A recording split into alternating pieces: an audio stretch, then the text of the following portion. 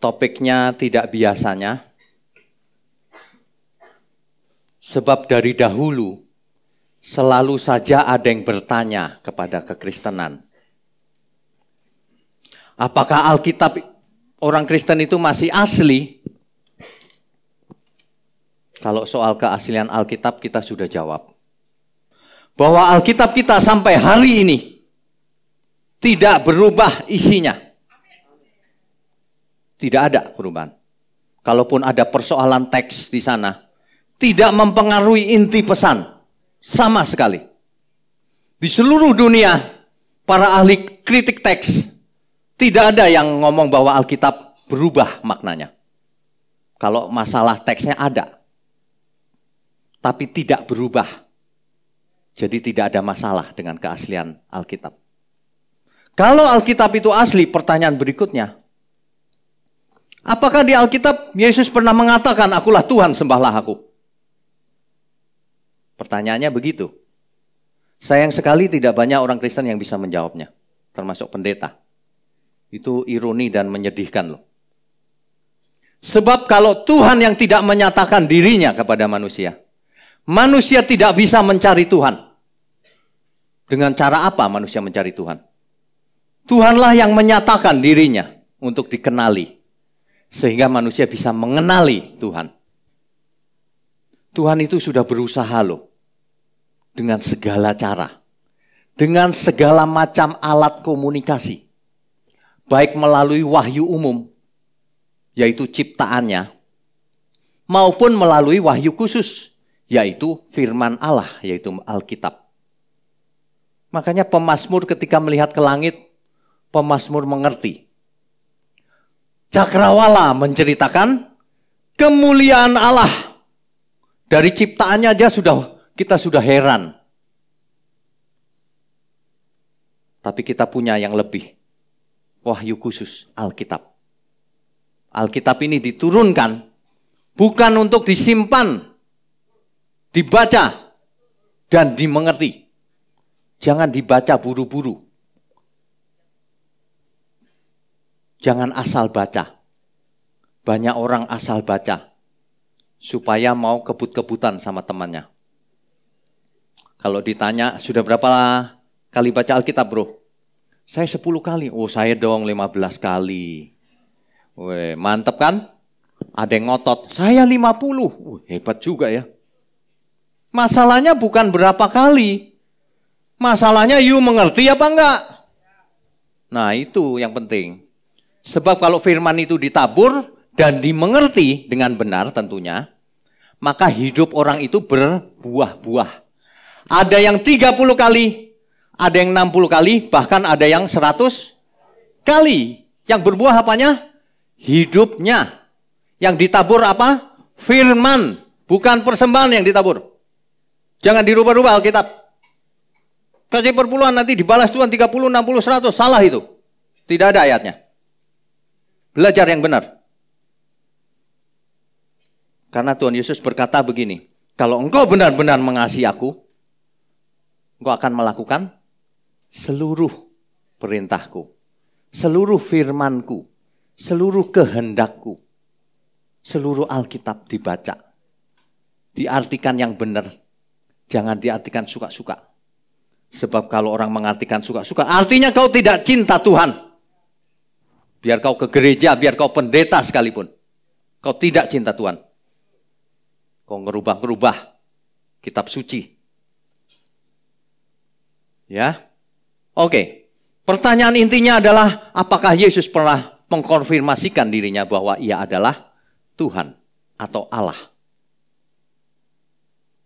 Kalau Bapak Ibu berharap bahwa Alkitab menulis ada tulisan dilarang merokok, pasti tidak ada. Pasti tidak ada.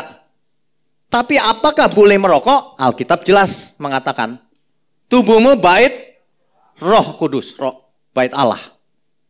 Engkau bukan milikmu sendiri. Jangan pakai tubuhmu untuk selingkuh. Jangan pakai tubuhmu untuk merokok. Jangan pakai mulutmu untuk sembarangan. Kan begitu ya? Jadi harus cerdas. Manusia kalau nggak cerdas, gampang disesatkan. Makanya kita lihat orang-orang yang sesat itu biasanya nggak cerdas. Nggak belajar dengan benar. Udah nggak cerdas, hatinya bengkok lagi. Jahatnya minta ampun sama orang. Sebenarnya kalau kita mau belajar ya, tidak usah rumit-rumit. Kan ini kita mau belajar rumit sedikit nih. Perlu sih, penting. Tetapi sebenarnya Alkitab juga memberikan ciri sederhana. Dari buahnya kau akan melihat apakah itu dari Allah atau bukan. Dari Tuhan atau bukan. Kalau kau lihat pohon buahnya duren, artinya pohonnya pohon duren. Kalau kau lihat buahnya jahat, artinya itu berasal dari si jahat. Jelas ya maksud saya ya? Oke, kita akan masuk ke dalam pembahasan utama kita. Sebelum kita membahas bahwa apakah Tuhan pernah mengatakan dirinya Tuhan atau Allah, kita mesti sepakat dulu definisinya. Apa itu Tuhan? Apa itu Allah? Nah iya dong, kalau pengertian kita beda kan nanti ngomongnya nggak nyambung. Kita harus samakan dulu persepsinya. Baru kita bisa mengerti Alkitab. Kalau kita baca Alkitab harus dengan kacamata Alkitab. Kalau kita baca suatu bacaan dengan kacamata yang gelap, dia bilang begini, siang hari nih padahal, kok buku ini gelap ya? Kacamatamu perlu diganti. Kalau kita baca buku bahasa Inggris, kau pikir itu bahasa Jawa? Ya kau nggak ngerti. Mesti ngerti bahasa Inggris. Mesti ngerti idiomnya seperti apa, slangnya seperti apa, grammarnya seperti apa. Kan begitu kan? Kalau kita baca Alkitab harus mengerti cara baca Alkitab. Jangan dipakai pikiran kita sendiri. Oke. Kita mulai dari definisi-definisinya dulu ya. Di Alkitab kita, Perjanjian Lama. Sebab kita akan bahas apakah Tuhan pernah mengatakan dirinya Allah atau Tuhan. Yesus maksudnya. Itu ditinjau dari Perjanjian Lama, Injil, tulisan-tulisan Rasul Paulus, dan juga terhadap apa kata Tuhan Yesus sendiri. Lengkap seluruh Alkitab. Bukan 1-2 ayat. Ya. Sebab selama ini saya diem aja seolah-olah gak ada gitu. Gak ada yang bisa jawab. Waduh, dunia kasihan. Makanya ada orang yang ragu-ragu lalu dia meninggalkan Tuhan Yesus. Karena mereka pikir Alkitab salah. Ya. Oke. Yang pertama di Perjanjian Lama. Kalau kita ngomong Perjanjian Lama artinya bahasa aslinya bahasa Ibrani dan Aram. Aram itu mirip Ibrani. Hurufnya sama tapi artinya lain, dialeknya beda. Ya. Di Perjanjian Lama ada kata Elohim. Pada mulanya Elohim menciptakan langit dan bumi. Diterjemahkan ke dalam bahasa Inggris, God. Dalam bahasa Indonesia, Allah. Boleh Pak diterjemahkan? Boleh. Udah jangan aneh-aneh. Kemudian di dalam Alkitab kita yang Perjanjian Lama, teks aslinya, ada kata ini. Nama diri Allah. Nama diri yang maha tinggi. Ada sebagian orang ngomong itu spellingnya Yahweh. Tapi ada yang ngomong itu Yehovah. Atau Yehova. Ada yang ngomong, enggak itu bukan itu. Enggak tahu apa. Karena huruf mati semua. Makanya orang Israel tidak berani menyebut ini. Menyebutnya apa? Adonai. Jadi kalau mereka ketemu ini, Adonai. Loh, gak bisa baca ya? Bukan, dia bisa baca. Tapi dia takut terhadap huruf ini. Bukan takut apa? Menghormati. Sangat menghormati. Kalau hari ini seseorang pakai ini Yahweh atau Yehovah, ya boleh juga. Asal dengan sikap hati yang benar. Ya, ini dalam Bahasa Inggris diterjemahkan sebagai apa? Ada yang pernah itu enggak? Pernah mengamati? Di bahasa Inggris diterjemahkan Lord, huruf besar. Dalam bahasa Indonesia, Tuhan.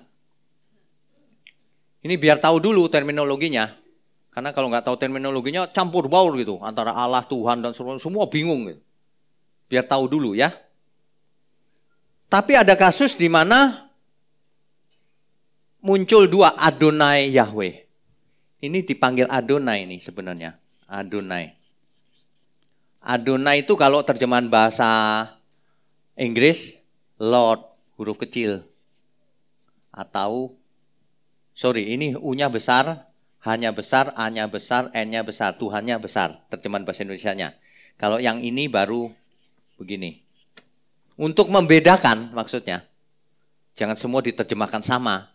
Nanti hilang maknanya. Dibedakan ya terjemahannya ya. Nah, jadi dalam kasus ada muncul Adonai Yahweh. Adonai YHWH. Kalau mau diterjemahkan bahasa Indonesianya apa? Adonai kan Tuhan hurufnya kecil. YHWH-nya Tuhan hurufnya besar semua. Masa diterjemahkan Tuhan-Tuhan? Nanti aneh dong. Diganti dalam bahasa Indonesianya. Diganti menjadi Tuhan. Tuhan apa? Tuhan Allah. Ya. Menjadi Tuhan Allah. Tapi Allahnya besar. Untuk membedakan supaya nggak jadi Tuhan-Tuhan. Jadi YHWH ini kalau diterjemahkan dalam bahasa Indonesia bisa Tuhan huruf besar semua atau Allah huruf besar semua. Untuk membedakan, cuma itu toh dalam rangka penerjemahan. Jelas ya? Itulah perjanjian lama. Sekarang perjanjian baru. Ini agak rumit ya, nggak apa-apa ya. Tapi implikasinya mantap. Perjanjian baru. Kalau ada orang yang tidak mengerti ini, udah nggak usah ngomong, percuma. Ini harus jelas nih. Di perjanjian baru bahasanya adalah bahasa Yunani. Ya, jangan pernah perjanjian baru ngomong bahasa Ibrani. Semua bukti membuktikan bahwa perjanjian baru bahasanya Yunani. Ada sebagian kata-kata Aram, Maranatha, dan seterusnya. Itu sedikit. Eli, Eli, lama sabachthani. Itu bukan Ibrani, bukan Yunani. Tapi itu cuma sedikit, selipan-selipan. Ya. Di perjanjian baru ada kata theos. Ini seperti kuliah, karena memang mau nggak mau memang harus bahas ini dulu sebelumnya. Theos itu diterjemahkan dalam bahasa Inggris God. Dalam bahasa Indonesia Allah. Ingat nggak dalam perjanjian lama ini apa? God atau Allah? Nanti dulu, kita teruskan dulu. Di perjanjian baru ada kurios. Kurios ini Lord. Tuhan terjemahannya. Ya. Di perjanjian baru ada theos, ada kurios. Jadi Tuhan Yesus mempunyai gelar kurios. Tuhan, Lord. Tapi apakah theos? Ini yang jadi masalah. Sebab banyak orang bertanya, iya Tuhan memang kurios, Lord. Tuhan biasa, Tuhan. Tuhan seperti kalau kita panggil orang Tuhan. Biasa katanya begitu, Lord. Tapi bukan theos, kata orang-orang. Nah, kita mesti tahu apa benar Tuhan Yesus gak pernah menyatakan diri sebagai theos. Ya, itu masalahnya. Yang sebelum itu kita lihat dulu perjanjian lama ketika zamannya Tuhan Yesus. Di zamannya Tuhan Yesus semua sudah mulai berbahasa Yunani. Bahasa lingua franca hari itu adalah bahasa Yunani sehari-hari. Kenapa? Karena dunia mengalami Helenisasi. Menjadi Yunani semua. Budaya Yunani kuat.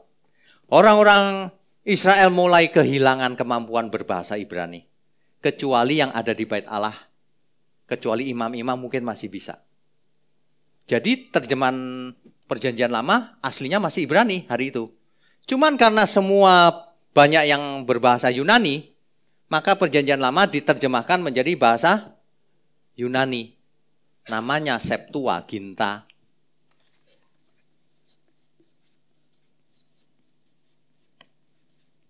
Disingkat LXX. Bapak Ibu tahu LXX ini angka berapa huruf Romawi? 70. Menurut tradisi, Septuaginta dikerjakan sekitar 70 atau 72 para sarjana Yahudi untuk menerjemahkan perjanjian lama ke dalam bahasa Yunani, Septuaginta. Jadi ketika zamannya Tuhan Yesus, Septuaginta sudah ada. Tuhan Yesus tidak keberatan dengan Septuaginta. Apa artinya? Terjemahannya akurat. Itu artinya.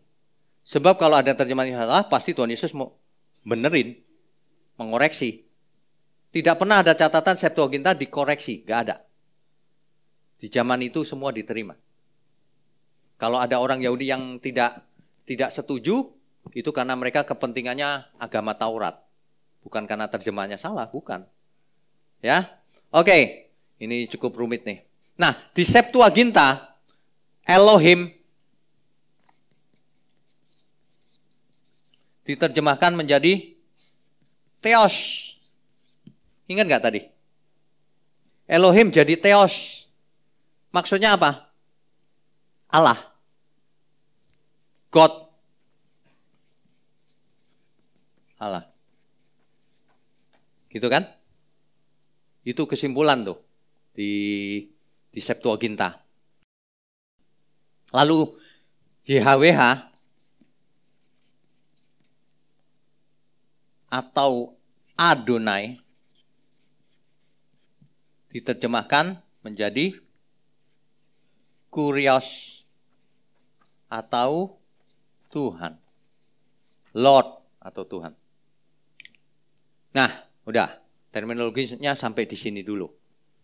Kita mesti bisa membedakan apa itu Elohim, apa itu Yahweh, YHWH, apa itu Adonai. Gitu ya. Nah, barulah kita bisa masuk ke dalam pembahasan kita. Cukup rumit ya. Agak rumit ya. Tapi nggak bisa cara lain, harus mengerti dulu yang ini. Oke. Nah, masalahnya itu sebenarnya hidup mati. Kalau Alkitab kita salah, Yesus bukan Tuhan, kita salah semua sekarang, sia-sia. Tapi kalau Yesus Tuhan, orang yang menolak Yesus binasa. Itu implikasinya. Jadi ini masalah hidup mati sebenarnya. Makanya kita mesti tepat, tidak boleh salah pilih. Orang kalau salah pilih, misalnya salah makan, apa akibatnya? Diare. Diare sehari, 2 hari. Habis itu sembuh, nggak ada masalah salah makan. Betul kan? Kalau salah cukur, pitak. Paling sebulan, habis itu numbuh lagi kan. Menyesalnya sebulan. Salah apa lagi? Salah pilih jodoh. Sengsaranya seumur hidup. Nggak boleh tukar tambah. Oke? Orang Kristen tidak boleh tukar tambah. Nah, oke. Nasi sudah menjadi bubur. Mendingan buburnya ditambahin sesuatu biar enak. Ya. Ditambah sayur, tambah bubur, tambah sambal roa. Menjadi bubur Manado enak.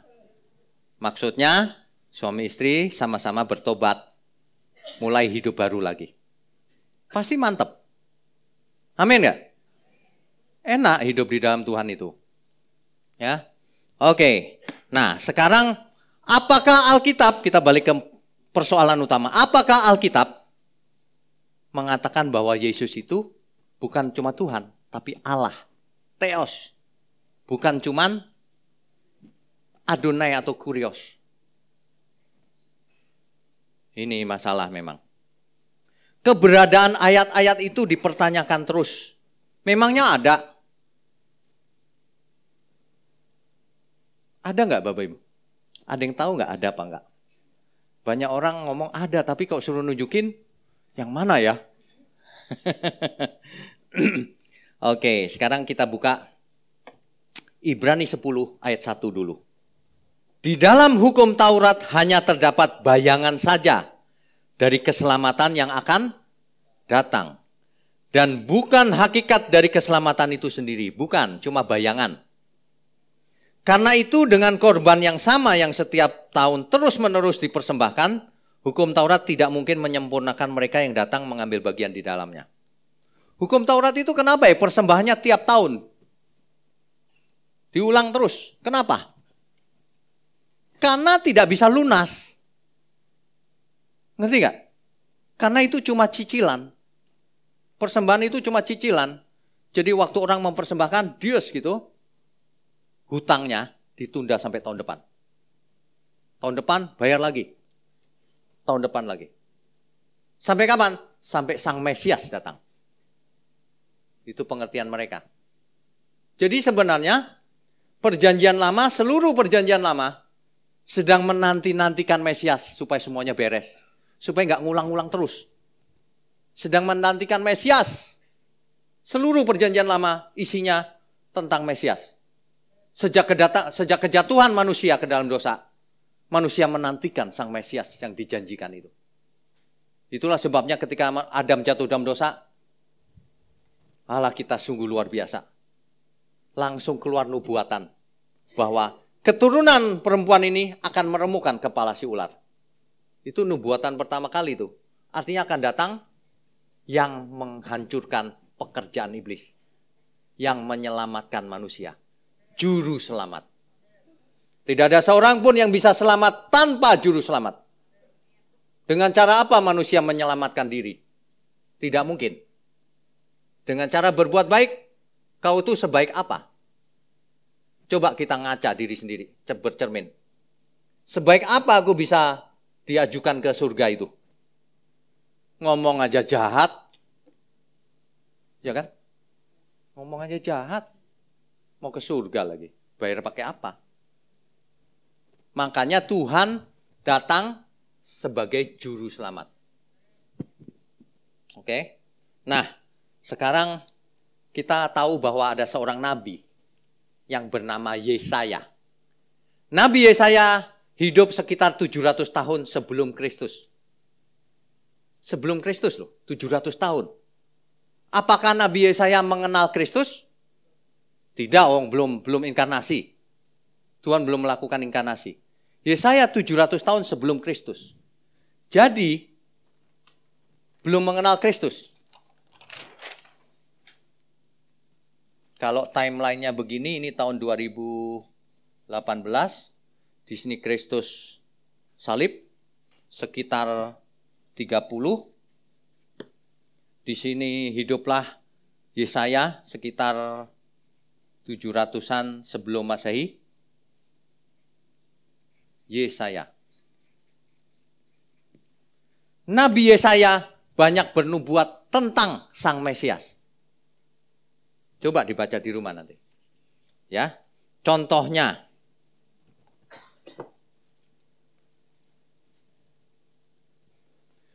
dalam Yesaya kita buka. Yesaya 43 ayat 10 sampai 11. Kamu inilah saksi-saksiku, demikianlah firman Tuhan. Dan hambaku yang telah kupilih, supaya kamu tahu dan percaya kepadaku dan mengerti.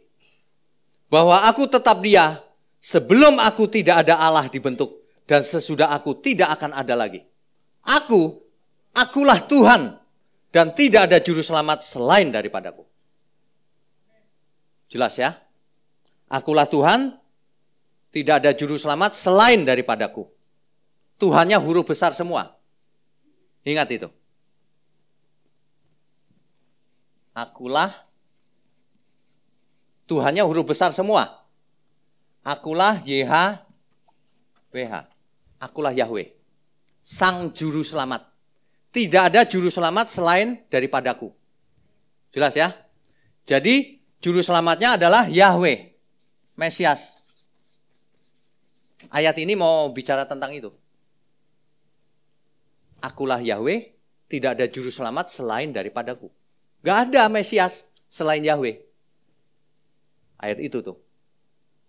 Kita baca lagi, Yesaya 44 ayat 6. Beginilah firman Tuhan, Raja dan Penebus Israel, Tuhan semesta alam. Akulah yang terdahulu dan akulah yang terkemudian. Tidak ada Allah selain daripadaku. Beginilah firman Tuhan huruf besar, Yahweh. Akulah yang terdahulu, Yahweh lah yang terdahulu. Dan akulah yang terkemudian, tidak ada Allah selain daripadaku. Tidak ada Elohim selain Yahweh. Kan gitu kan ngomongnya? Tidak ada Allah selain daripadaku. Yang ngomong Yahweh. Artinya tidak ada Allah selain Yahweh. Perhatikan kalau baca Alkitab tuh mesti lengkap. Dan mesti teliti. Yesaya 45 ayat 21 sampai 22. Intinya adalah di situ terakhirnya di kalimat terakhir, Allah yang adil dan juru selamat, tidak ada yang lain kecuali aku. Sama. Yahweh Elohim. Yahweh itu Elohim. Berpanglinglah kepadaku dan biarkanlah dirimu diselamatkan. Hai ujung-ujung bumi, sebab akulah Allah dan tidak ada yang lain. Yahweh, Yahweh adalah Allah.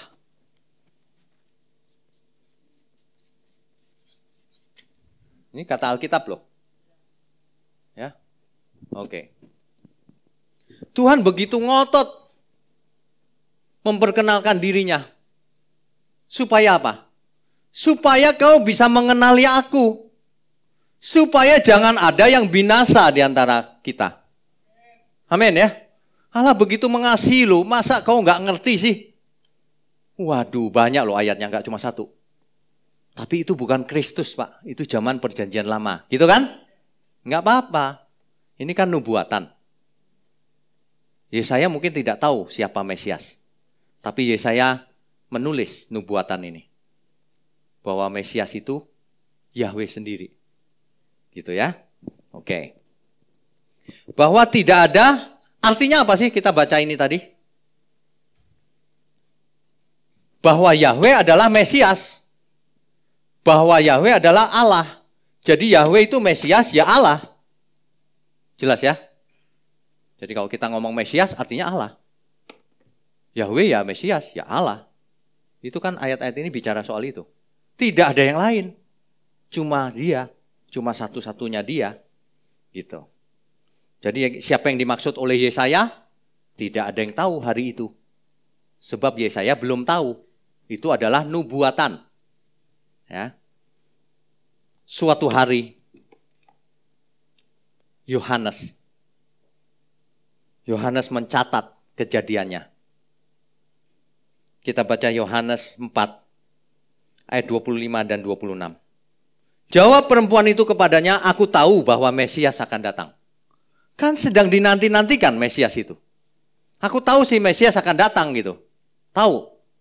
Yang disebut juga Kristus. Mesias itu Kristus. Yang diurapi artinya. Apabila ia datang, ia akan memberitakan segala sesuatu kepada kami. Ini perempuan ini mengerti loh, perempuan Samaria ini. Bahwa Mesias akan datang, memberitakan segala sesuatunya kepada kami. Ayat 26-nya. Kata Yesus kepadanya, akulah dia yang sedang berkata-kata dengan kau. Kamu menantikan Mesias, akulah Mesias. Kira-kira gitu ngomongnya. Akulah yang kau nanti-nantikan itu. Hari itu, orang Yahudi menantikan Mesias. Semua orang Yahudi mengerti kitab Yesaya tadi. Mesias itu Yahweh. Jadi kalau Yesus berkata, akulah dia, sang Mesias itu. Itu sama dengan akulah Yahweh. Akulah Allah. Nangkap gak maksudnya? Kita beri kemuliaan untuk Tuhan. Itulah sebabnya orang-orang Yahudi marah besar. Sebab Yesus mengaku dirinya Mesias. Mesias sama dengan Yahweh, sama dengan Allah, Elohim. Sebab kalau itu bukan itu artinya orang Yahudi nggak marah. Orang Yahudi marah besar. Jadi secara langsung Tuhan Yesus sudah pernah ngomong. Dan dicatat di Alkitab. Bukan tidak dicatat. Jadi tulisannya memang bukan Tuhan Yesus berkata, akulah Tuhan, sembahlah aku. Bukan. Ceritanya tapi sama. Akulah dia yang dinanti-nantikan itu. Tidak ada seorang pun bisa selamat tanpa juru selamat. Akulah dia. Seluruh Alkitab kita kalau dibaca dengan kacamata benar, semuanya mengarah kepada Yesus. Ya. Jadi kalau orang hari ini menjadi Kristen tapi tidak seperti Yesus, waduh, itu bukan Kristen. Banyak orang tidak mengerti, tidak menghargai. Karena tidak mengerti juga. Itu sama dengan Yesus berkata, akulah Mesias, Sang Juru Selamat, Yahweh atau Allah. Kita baca Lukas 24, ayat 25-27. Lalu ia berkata kepada mereka, hai kamu orang bodoh, betapa lambannya hatimu, sehingga kamu tidak percaya segala sesuatu yang telah dikatakan para nabi. Bukankah Mesias harus menderita semuanya itu untuk masuk ke dalam kemuliaannya? Lalu ia menjelaskan kepada mereka, ia di situ siapa? Yesus. Lalu Yesus menjelaskan kepada mereka apa yang tertulis tentang dirinya. Dia ini bukan dia yang di surga loh, tentang dirinya. Himself. Bahasa Inggrisnya jelas, bahasa Yunaninya juga jelas. Tentang dirinya, tentang Yesus. Lalu ia menjelaskan kepada mereka apa yang tertulis tentang dirinya dalam seluruh kitab suci. Seluruh kitab suci. Hari itu yang dimaksud kitab suci apa? Kan belum ada perjanjian baru. Artinya seluruh perjanjian lama. Hal itu ditegaskan lagi. Kan ini koma nih. Mulai dari kitab-kitab Musa, Taurat, dan kitab para nabi. Artinya semua perjanjian lama. Artinya gini loh, dalam kalimat sederhana tuh gini. Seluruh perjanjian lama itu cerita tentang aku. Gitu loh maksudnya. Ya. Jadi kalau ada orang nanya, emang ada? Kau nggak baca berarti. Atau kau nggak ngerti apa-apa. Jadi Yesus menjelaskan bahwa seluruh kitab suci itu adalah tentang dirinya. Yang dinanti-nantikan Israel itu dirinya sebenarnya. Itu loh yang dikatakan Tuhan Yesus itu. Satu lagi ayatnya. Yohanes 5, 39-40. Kamu menyelidiki kitab-kitab suci, sebab kamu menyangka bahwa olehnya kamu mempunyai hidup yang kekal. Kau pikir kau belajar Alkitab, belajar kitab suci terus bisa hidup kekal gitu ya. Tetapi walaupun kitab-kitab suci itu memberi kesaksian tentang aku, apa maksudnya? Yang dinantikan kan Mesias. Topik besarnya itu selalu Mesias, gak ada yang lain yang dinantikan Israel itu. Walaupun kitab suci itu menceritakan tentang aku, namun kamu tidak mau datang kepadaku untuk memperoleh hidup itu. Nah, salah siapa? Salah sendiri. Kan begitu. Ya, kesimpulannya apa? Dari seluruh konteks yang kita baca tadi, kita akan tahu bahwa Yesus adalah Mesias yang dijanjikan itu. Dan itu berarti ia juga mengaku sebagai Yahweh dan Allah. Yesus sama dengan Mesias, sama dengan Yahweh, sama dengan Allah. Berdasarkan ayat-ayat tadi. Dan itu tidak bisa dibantah. Baca saja. Ulang-ulang, jelas banget. Makanya kalau orang mau mengerti, pakai nalar sedikit aja udah mengerti. Kecuali nggak punya nalar sama sekali, ya percuma baca. Wong udah jelas banget begitu. Ya, Tuhan itu nggak mungkin tidak memberikan statement, itu nggak mungkin. Tuhan itu memberikan statement begitu jelas. Cuma dibutuhkan sikap hati yang benar.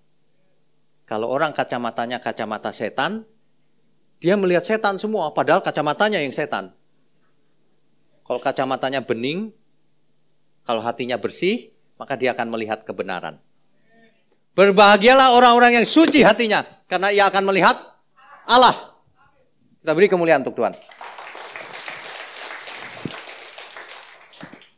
Oke, implikasinya apa? Dampaknya jadi apa? Dampaknya adalah tidak ada juru selamat lain. Artinya tidak ada keselamatan di luar Kristus. Nggak ada. Nggak pernah ada keselamatan di luar Kristus. Secara logika aja jelas, emang manusia bisa menyelamatkan diri. Bagaimana caranya? Moral aja nggak benar begitu. Moral aja kau korupsi, kawin sana kawin sini, selingkuh, kasar ngomongnya, sama sesama nggak mengasihi. Begitu kok mau maju ke surga, hitung-hitungan poin kebaikan. Pasti binasa. Nggak bisa. Juru selamat datang. Mengubah mindset. Bukan cuma menyelamatkan, sini ikut aku. Bukan. Rubah dulu mindsetmu, baru ikut. Rubah dulu hidupmu. Jangan seperti orang-orang yang beragama itu. Yang sukanya senang kalau orang lain susah. Sukanya menyeret orang yang berdosa ke depan lapangan, mau dihakimi rame-rame. Tapi Tuhan enggak. Aku pun tidak menghukum kamu. Tapi jangan buat dosa lagi. Itu sebenarnya tanda tangannya Tuhan loh. Tuhan tuh begitu. Jadi kalau ada orang suka menghakimi, dia bukan berasal dari Tuhan. Kalau orang mengasihi, itulah tandanya anak-anak Allah. Ya, kita beri kemuliaan untuk Tuhan. Yohanes 8 ayat 24. Karena itu tadi aku berkata kepadamu, bahwa kamu akan mati dalam dosamu. Sebab jikalau kamu tidak percaya bahwa akulah dia. Yang ngomong ini siapa? Tuhan Yesus. Kamu akan mati dalam dosamu. Oh, itu jelas loh. Apakah ada manusia yang tidak berdosa? Tidak ada. Artinya semua orang yang menolak Tuhan Yesus mati dalam dosamu. Alangkah bodohnya manusia yang menolak Tuhan Yesus. Ditebus dosanya, tidak mau. Bodoh dia. Ya. Manusia nggak bisa dipercaya, dikasih kepercayaan nggak bisa dipercaya. Lucifer diciptakan tidak bisa dipercaya, memberontak. Adam disuruh menguasai bumi, tidak bisa dipercaya. Malah ngobrol dengan Lucifer, malah jatuh akhirnya. Kita hari ini harus bisa dipercaya. Harus bisa dipercaya. Makanya Tuhan Yesus mempercayakan pekerjaan Tuhan pada setiap kita. Jadilah saksiku sampai ke ujung bumi. Jangan sampai tidak bisa dipercaya. Kalau orang Kristen gak bisa dipercaya, dia bukan orang Kristen. Karena Kristen artinya to be like Christ. Seperti Kristus. Salah satu cirinya bisa diandalkan, bisa dipercaya. Ya. Oke. Satu lagi, Yohanes 3 ayat 18. Barang siapa percaya kepadanya, ia tidak akan dihukum. Barang siapa tidak percaya, ia telah berada di bawah hukuman. Sebab ia tidak percaya dalam nama anak tunggal Allah. Yang menyebabkan orang-orang bingung itu, mulai timbul istilah anak. Yang menyebabkan orang bingung itu, ketika Yesus memanggil Bapa. Loh, ada Bapa ya?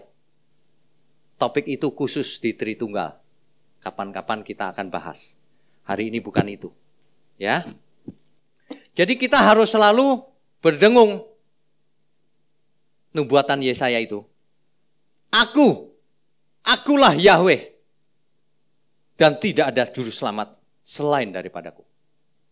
Lalu Yesus mengatakan, akulah dia. Mesias yang ditunggu-tunggu itu. Artinya Yesus sedang mengaku, akulah Yahweh yang ditunggu-tunggu itu. Mesias. Juru selamat, tidak ada yang lain. Itu artinya. Ya.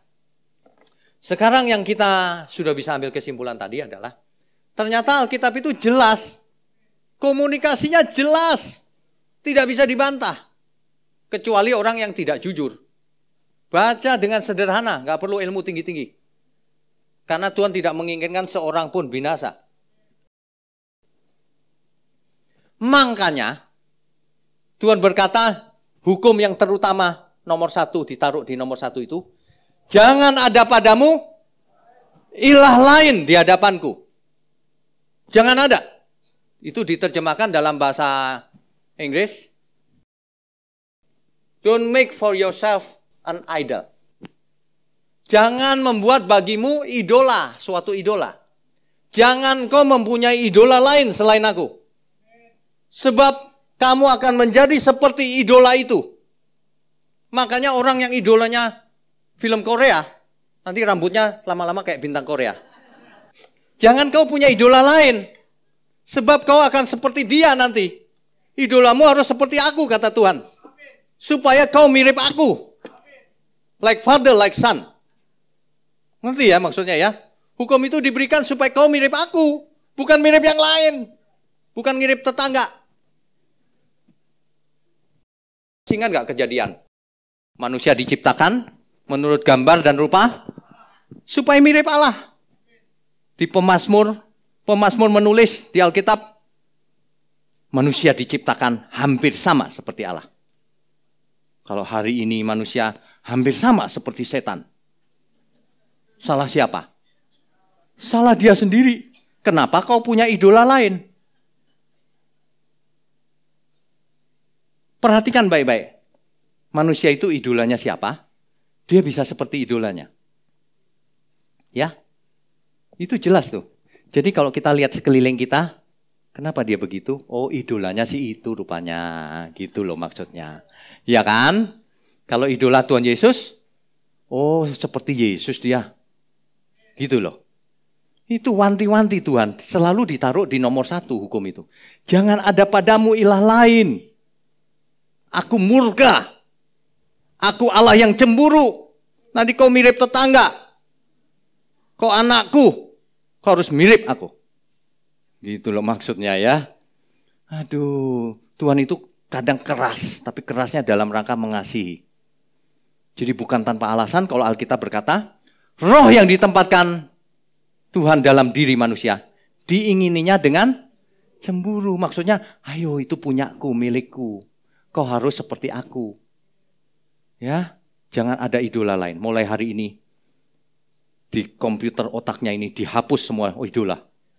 Delete. Biar kosong. Iya, kosongkan dulu. Iya dong. Mesti dikosongkan dulu. Itu langkah pertama menjadi murid Kristus. Kalau engkau tidak melepaskan diri dari segala milikmu, tak dapat jadi, nggak bisa belajar. Engkau idolanya banyak. Idolanya Tuhan Yesus supaya kita belajar sama Tuhan Yesus. Iya kan? Tuhan, aku rela mengosongkan bejana jiwaku ini dari segala keinginanku dan semua hasrat pribadiku. Tuhan, penuhi aku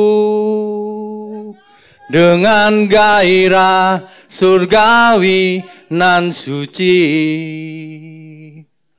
agar apapun tak ku ingini lagi, hanya Engkau hartaku abadi. Satu-satunya idola hanya Tuhan.